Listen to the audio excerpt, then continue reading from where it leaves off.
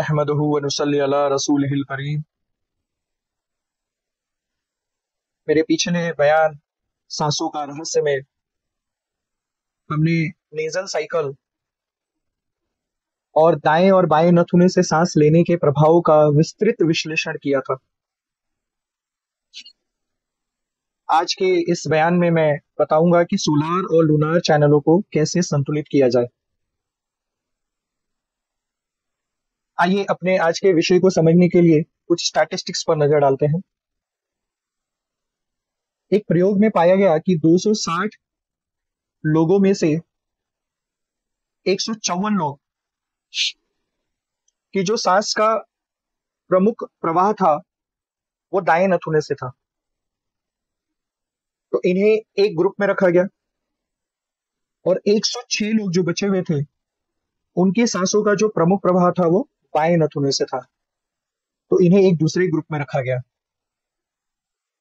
और प्रयोग में यह पाया गया कि जो ग्रुप 1 के लोग थे उनमें से 87% लोगों को निम्नलिखित में से किसी ना किसी एक तरह की बीमारी थी। पेप्टिक अल्सर, आंख का रोग, हाइपरक्लोराइड, एसोपैथिक, गैस्ट्राइटिस, दस्त, अनिद्रा, यकृत विकार यानी लीवर डिसऑर्डर, जठरांत्र विकार यानी गैस्ट्रो इंटेस्टिनल डिसऑर्डर और हृदय रोग।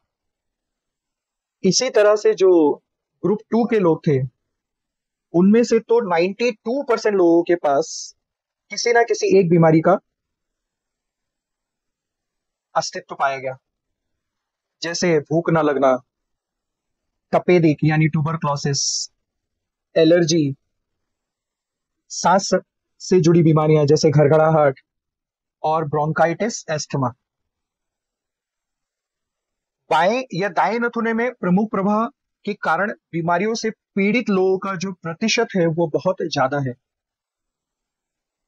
ऊपर जो जानकारी मैंने आपके साथ में साझा की, अगर हम उसको ध्यान में रखें तो हमें यह समझ में आता है कि यह समस्या बहुत गंभीर है।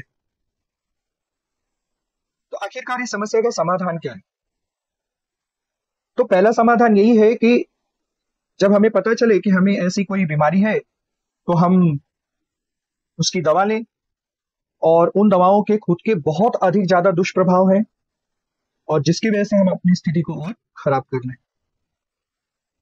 और दूसरा समाधान यह है कि अपने सोलार और लूनार चैनलों को संतुलित करें, क्योंकि यह तकलीफ इसी से हो रही है कि आप किसी एक नाक से ज्यादा सांस ले रहे हैं।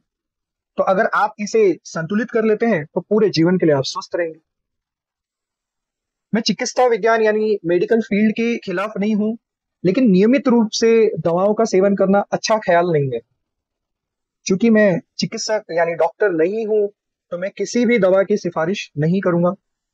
मैं एक सूफी हूं, इसलिए मैं आपसे अपने सोलार और लूनार चैनल को संतुलित करने के लिए कहूंगा।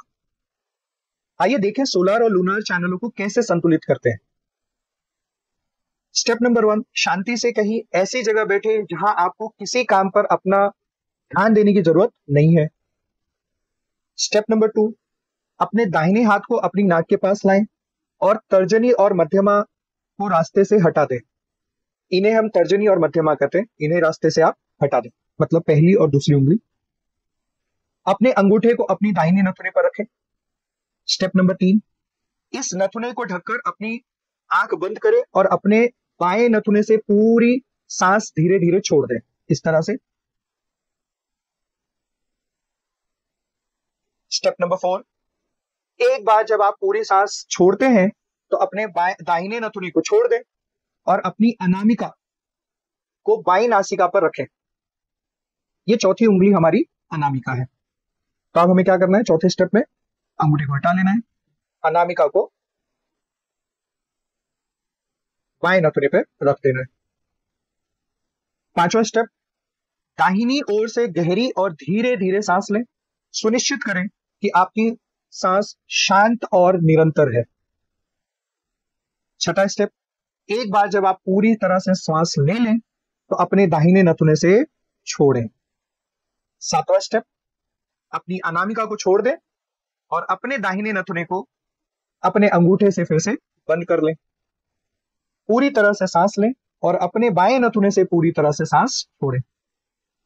आठवां स्टेप, इस पूरी प्रक्रिया को 2 या अधिक बार दोहराएं।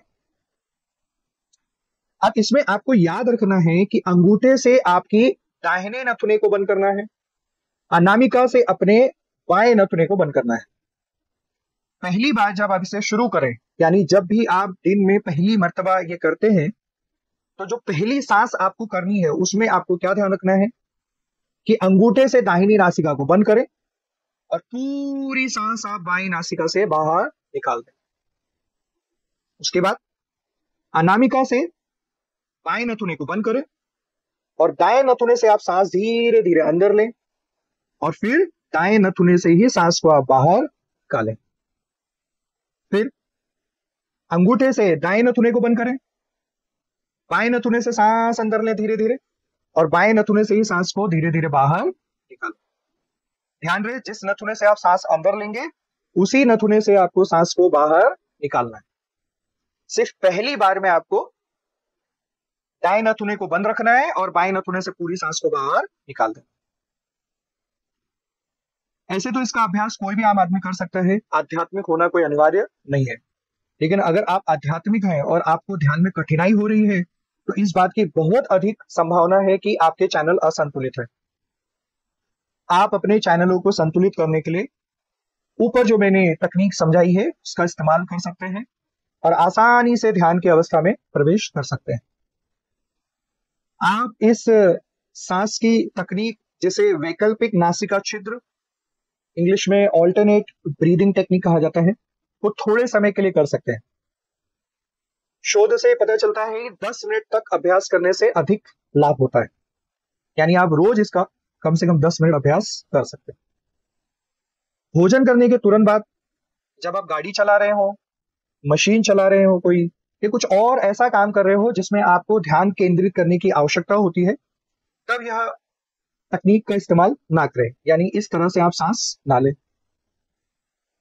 वैकल्पिक नासिका छिद्र के क्या लाभ है? तो इसके कई सारे लाभ हैं। पहला लाभ, आपके तंत्रिका तंत्र यानी नर्वस सिस्टम को बेहतर संतुलन देता है। यह तंत्रिका तंत्र को नियंत्रित करता है। तनाव आपके तंत्रिका तंत्र को सक्रिय कर देता है। जब भी आपको स्ट्रेस होगा तो वो आपके नर्वस सिस्टम को जो है ना एक्टिव कर देता है। आपका शरीर तनाव को एक खतरे की जैसे देखता है और उससे लड़ने के लिए जो तैयारी करने की जरूरत होती है वो करने लग जाता है। आपके शरीर के अंग जो है कुछ ऐसे हार्मोन्स भेजते हैं जो आपके दिल की धड़कन को तेज करते हैं, आपकी सांस तेज करते हैं, आपकी मांसपेशियां, मसल्स को अकड़ देते हैं, मतलब उसे कस देते हैं और आपकी इंद्रियां तेज होती हैं। इसे तनाव प्रतिक्रिया कहते हैं। यदि आप लगातार तनाव में रहते हैं तो यह प्रतिक्रिया लगातार सक्रिय हो सकती है और इससे हाई ब्लड प्रेशर और दिल की बीमारियां पैदा हो सकती है। नियंत्रित गहरी सांस आपके आराम और मरम्मत की स्थिति को एक्टिव कर देती है।